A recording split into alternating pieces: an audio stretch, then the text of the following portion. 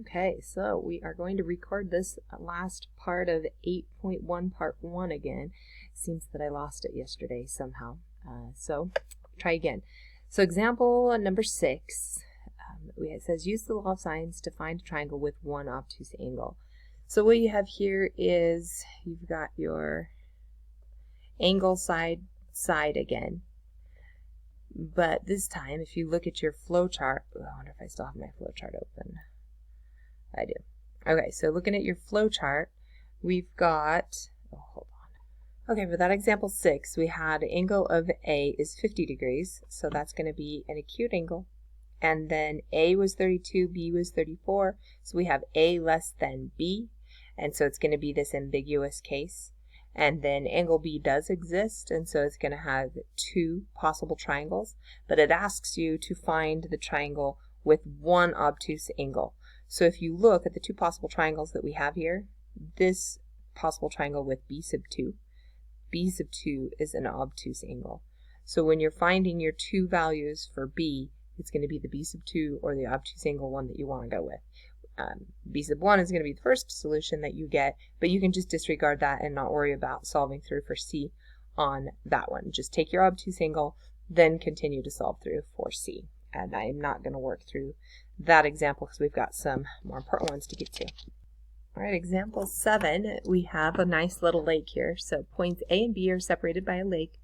To find the distance between them, a surveyor locates a point C on land such that CAB, so CAB is equal to 45.2 degrees. Find the distance across the lake from point A to point B.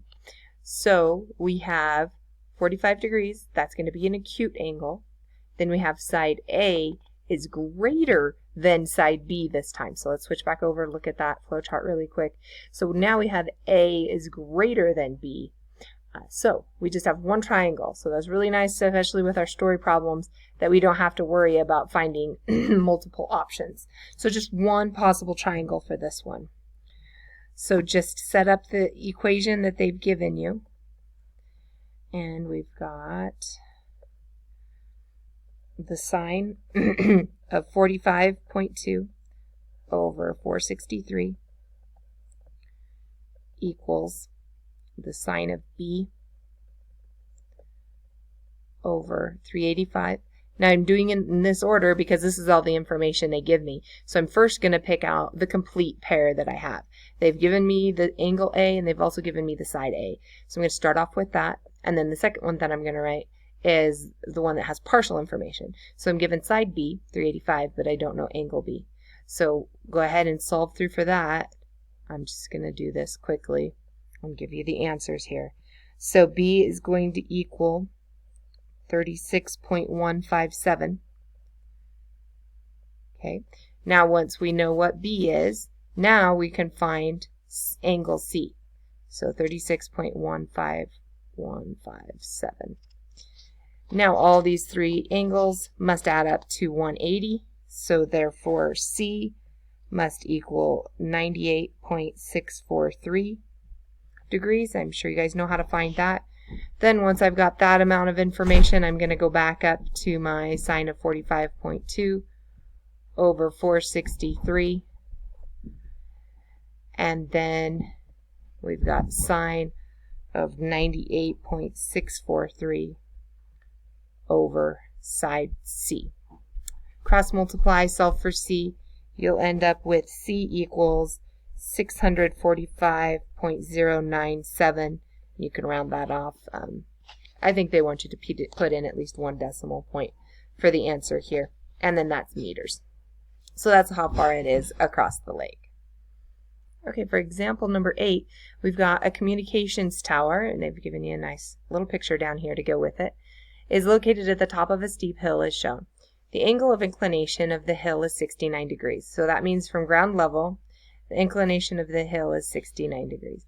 A guy wire is to be attached to the top of the tower to the ground 112 meters downhill from the base of the tower. The angle formed by the guy wire is 9 degrees. Find the angle of the cable required for the guy wire. So what I'm going to do with this one, I'm just going to start filling in a little bit more information that through geometry I can figure out. So if I put in, let's put a line in here, and we're going to say that this line is parallel to ground level. Okay, so those are two parallel lines. And then let's make a triangle, a right triangle out of this line. Okay, so that's a right triangle. So now there's a couple things I can tell you about this triangle. I can tell you that this angle measure right in here is going to be 69 degrees because these two are corresponding angles. These two lines are parallel. This one's 90 degrees, so that means the other two angles must add up to 90 degrees. So therefore we must have, what, 21 degrees right here. So if this angle here is 21 degrees, then these two angles form a line. These are supplementary angles here, right? So if this one is 21, then this one inside here must be 159. So 159 degrees in there. We already know this one's 9 degrees. So these three angles must add up to 180. So then we know this angle up here must be 12 degrees. And we're given one side, so we know this side length right here, I kind of covered it all up with everything else, but that side length was 112 meters. Remember, they told us that in the story problem, that from the base of the hill down to the bottom of the guy wire is 112. So we want to find, we'll just call this G here, that's going to be the length of the guy wire. We want to find what the length of G is going to be. So now we have enough information all written out that we can use our law of sines because I have a pair. I know this angle and I know the side opposite of it. So I can say that the sine of 12 over 112, because that's my pair that I had enough information for, is equal to 159 over G. So I need to know what is the sine of 159 over G. Then we can cross multiply those and solve. 112 first. Sine of 159. And then divide both sides by sine of 12.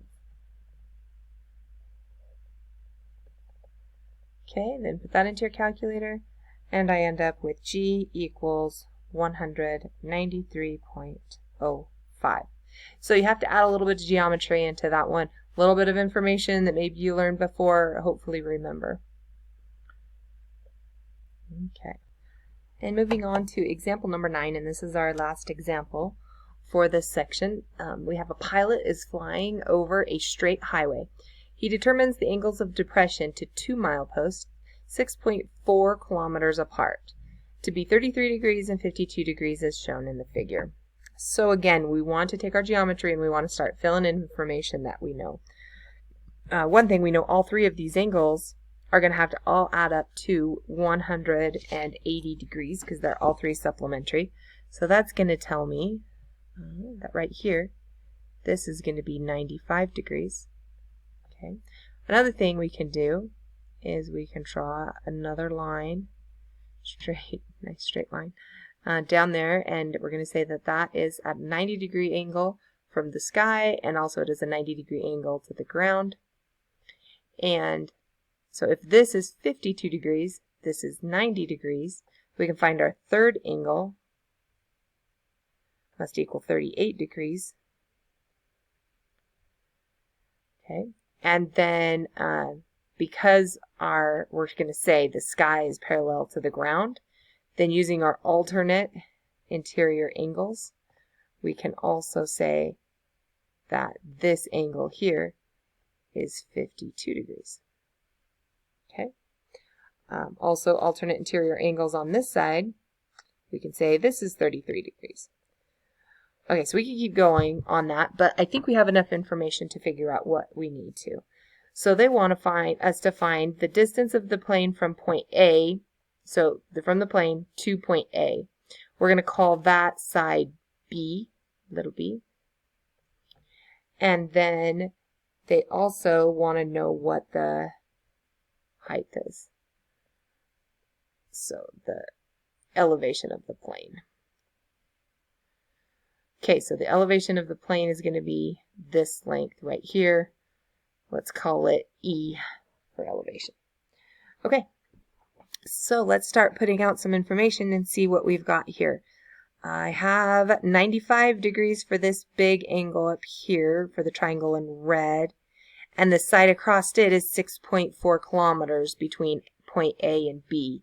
So that is a good set we can start with. So the sine of 95 is equal to, sine of 95 over 6.4 is equal to, we want to know what B is, so let's go with the sine of 52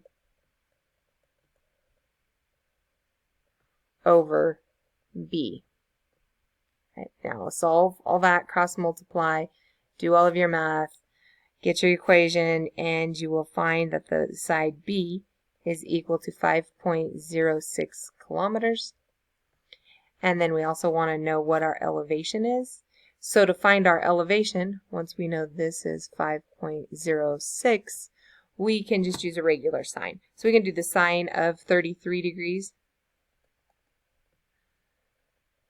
Sine of 33 degrees is equal to the opposite, which is E. We do not know. Opposite over the hypotenuse, which is 5.06. And then that will give us a final answer, E of 2.7559 kilometers. And that's how high the airplane is. And so that's all our examples for this section. Took a lot of videos. Sorry that I lost my last video, but hopefully this will be able to answer all of your questions and you guys can finish up that homework assignment.